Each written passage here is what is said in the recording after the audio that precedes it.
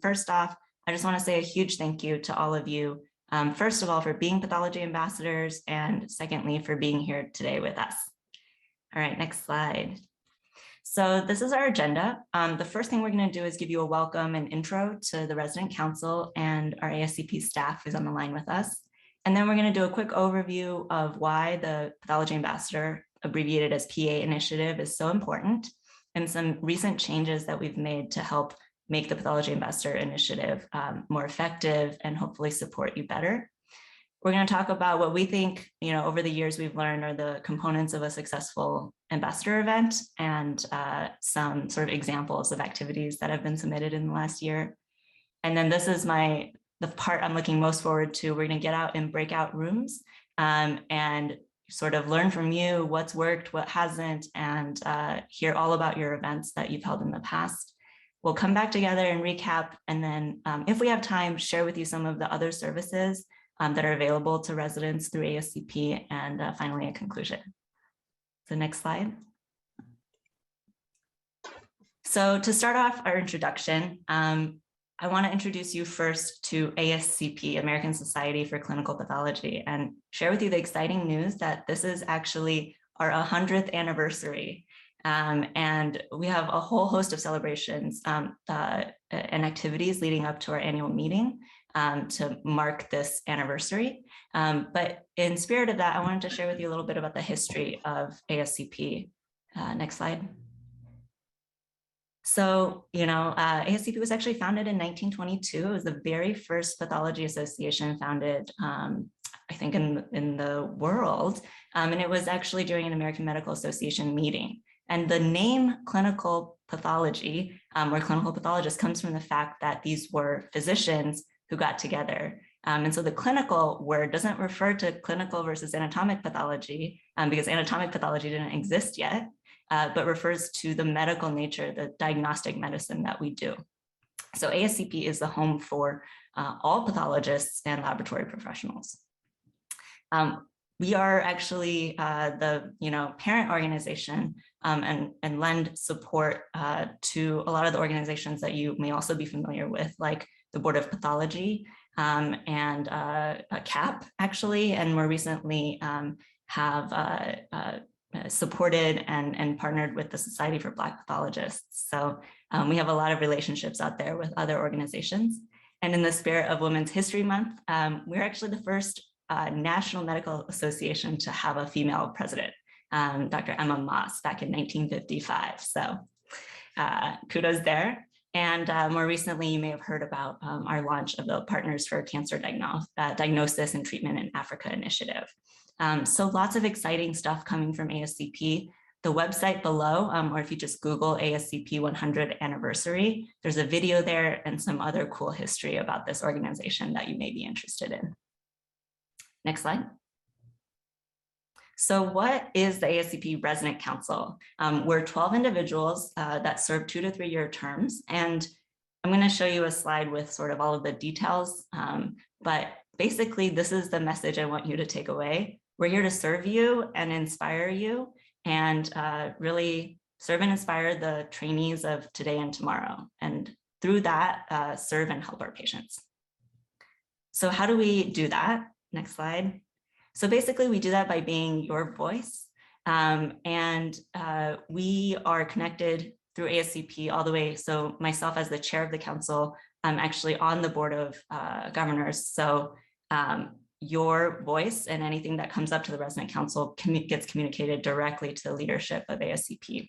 And we're here basically to facilitate communication between residents and the organization, help develop strategies for recruitment and retention, show you kind of what the services are that are myriad that the ASCP provides, address any issues that come up related to residency training. One example of this I wanted to share was, Heinemann Hospital closed a few years back, and ASCP found out about that and actually provided some funds for residents that had to relocate. So any issues that you guys are having during training or things that you think ASCP can do to support you, let us know.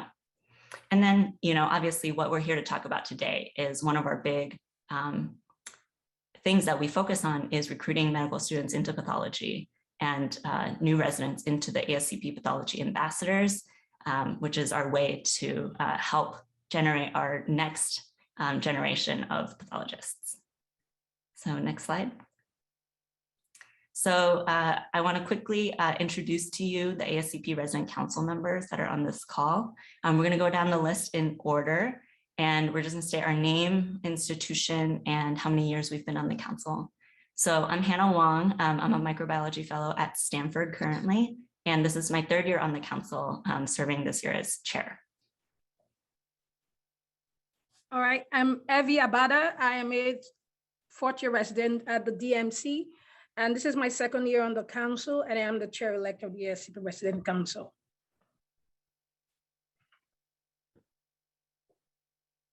Dana? Hi, my name is Dana Rosano, and I am a current GI Path Fellow at Stanford. And this is my 2nd year on the council. Austin? Hi guys.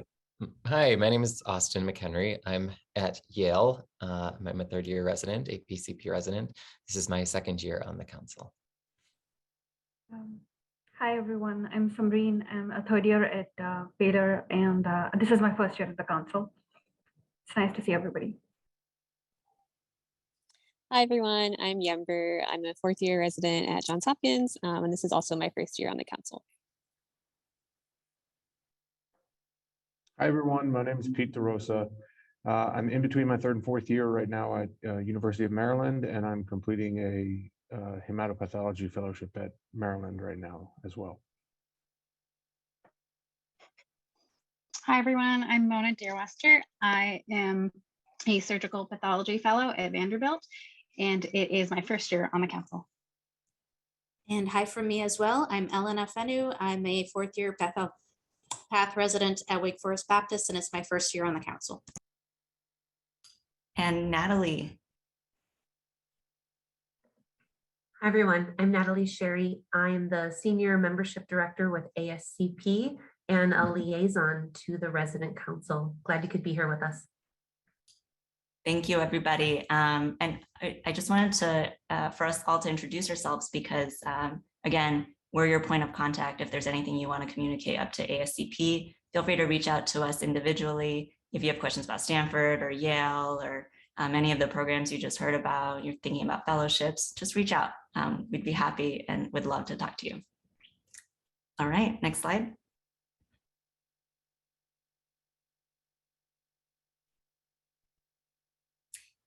All right, I'm going to hand off the baton now. All right, so I'm going to talk to us a little bit about the goals and importance of the PA initiative. So what are pathology ambassadors? Well, you're a network of pathologists and residents who work together to facilitate interest in pathology careers and medical students by working with them at your home institutions and maybe traveling to institutions that don't have a pathology residency or a pathology interest group. And you're also our ear to the ground to help provide us feedback, to help us know what training needs are out there that can be addressed by ASCP, because we are here to support you.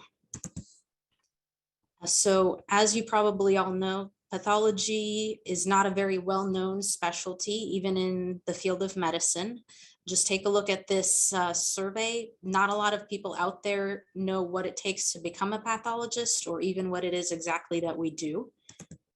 And to change that, early exposure to pathology in medical school is key. So this is another survey from 2019 about nearly 400 graduating medical students. Of those, only 27% were considering pathology as a subspecialty.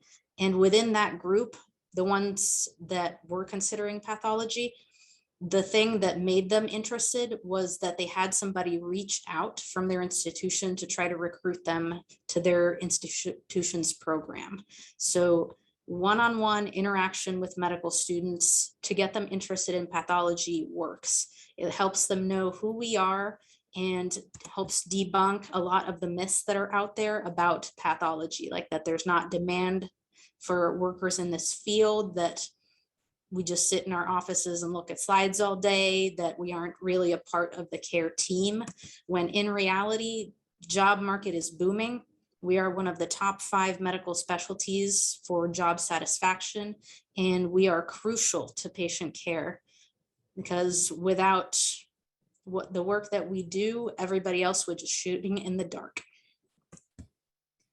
So Pathology Ambassadors are our grassroots outreach program to help medical students gain knowledge of and interest in our field. And you're also working with the residents at your own institutions to help recruit additional pathology ambassadors and help us widen our network. The goals for pathology ambassadors are to help recruit new medical students to the field of pathology and just generally to increase visibility of pathology to other medical specialties, because the more people know who we are and what we do, the better outcomes for the patients that we help to serve. It seems like a fairly big goal, but you are not alone. We currently have over 180 residents and fellows involved in the Pathology Ambassador Initiative from over 150 different programs, and they've completed over 100 different activities since 2019.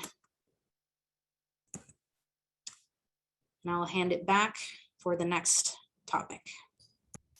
So as you know, with COVID, things have changed a lot in the way we interact with each other and with medical students. Even before then, there were some things about the pathology ambassadors that we wanted to change in terms of the organization, the way we do activity reporting, applications, and recruitment. So we were able to accomplish some of those things and changes, and I want to share with you now some of those exact things. So next slide. So the first change is a question of how does one become a pathology ambassador?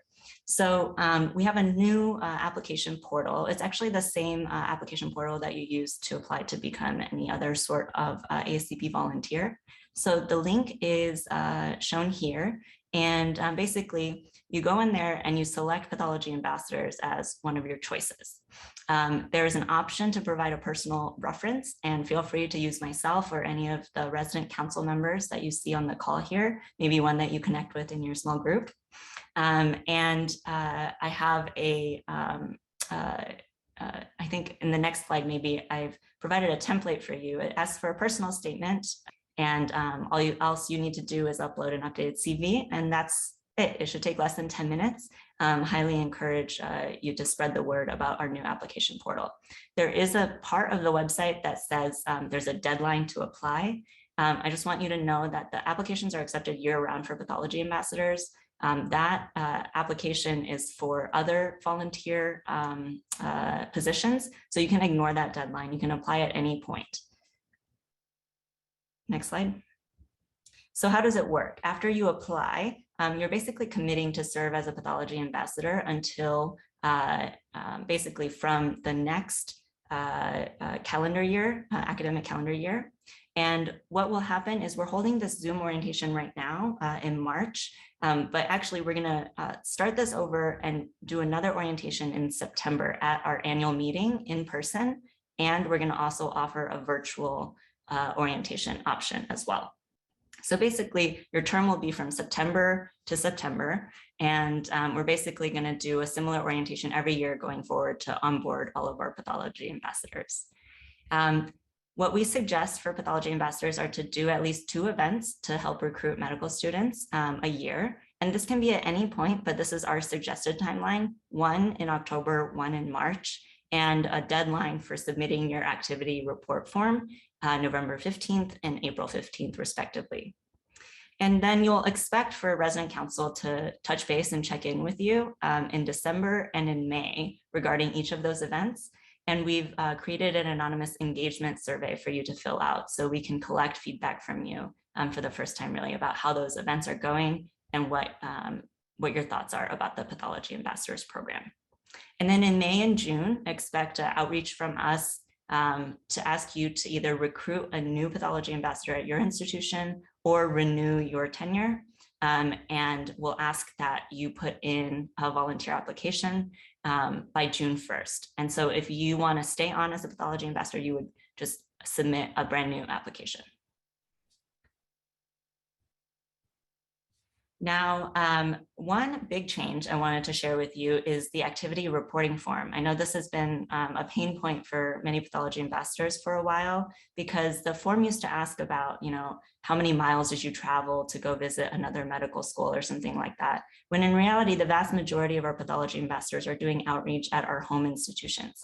So you'll see that this new and improved activity reporting form really describes the full spectrum of opportunities and activities that pathology ambassadors take part in, and hopefully will be a more facile way for you to share with us your experiences.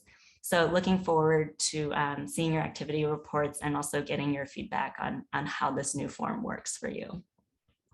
Next slide. The other big change that we're instituting is expect that to receive an invitation to fill out an engagement survey in May and biannually going forward. And this is to gather data about whether you have the resources and support that you need to be a pathology ambassador, and also whether ASCP is appropriately valuing your work, and whether there's any recommendation, tips, or advice that you would have for future pathology ambassadors. And then lastly, I want to share with you a very exciting future direction that we're currently looking at ASCP. I'm sure many of you, both pathologists and residents and fellows, have been in many ways impacted by the huge shortage of laboratory professionals that we've been experiencing around the country, exacerbated by COVID. So our Council of Laboratory Professionals actually represents those individuals, for example, our PAs, our histotechs, medical laboratory scientists. And they have a similar ambassadors program as we do to recruit pathologists, but for laboratory professionals, called Career Ambassadors. And one of the things that we've been talking about is how can pathologists and residents and fellows help with recruitment for that pipeline. And there's going to be more information about this to come, and hopefully we can do sort of a collaborative event at the ASCP annual meeting. So we're really looking forward to this, and hopefully we'll provide more information to you going forward.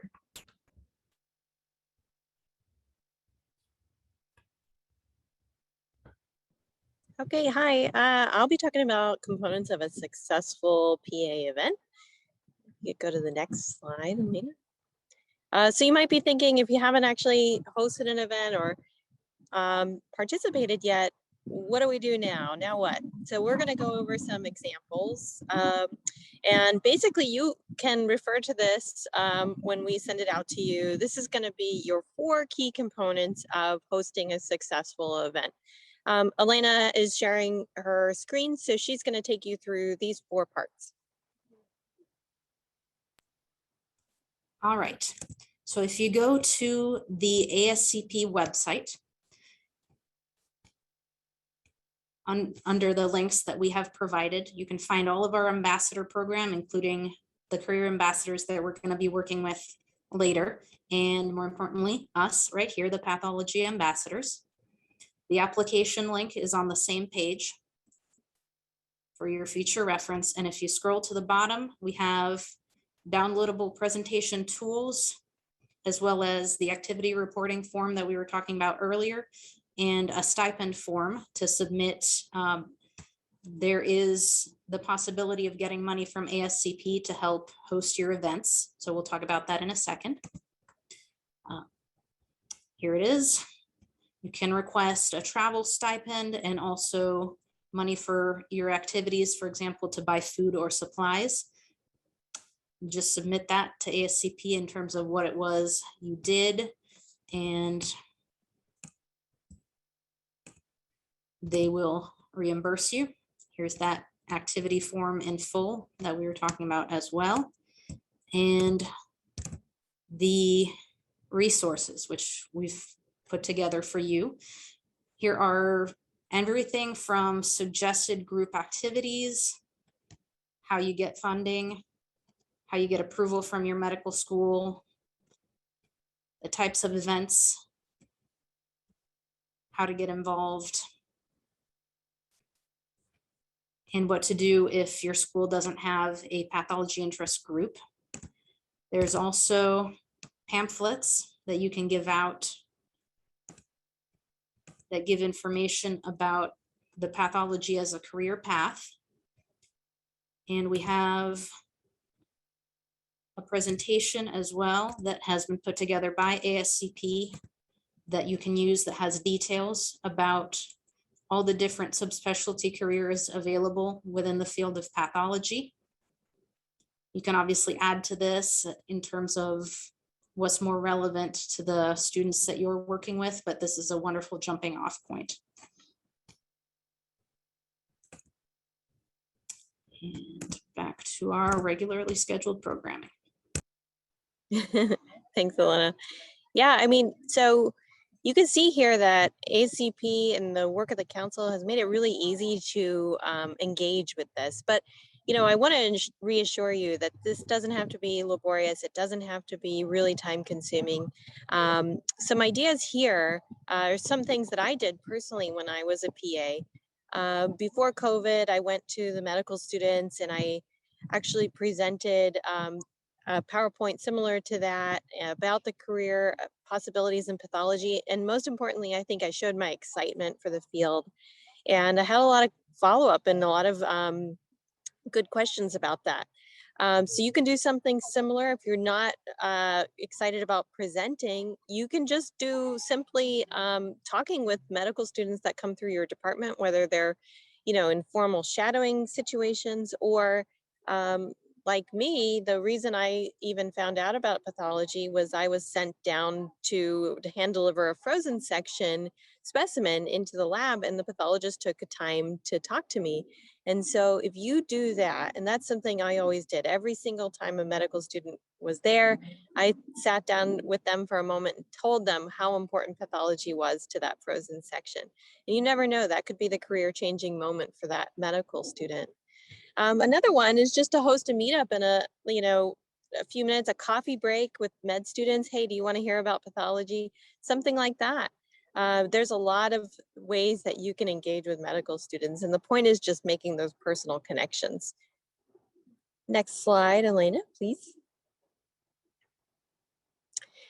So when you do these things, we want to hear about it because that's the only way that the council is going to know. That's the only way that ASCP is going to know, and we can brag about you. And this is really important. So we've had a few really cool ones, like this one, where the goal of the activity was to focus actually on path art. If you're on any of the social media channels, you know that's a big thing. Our field is beautiful visually, and this particular event focused on that. So that was a really creative approach. Next slide.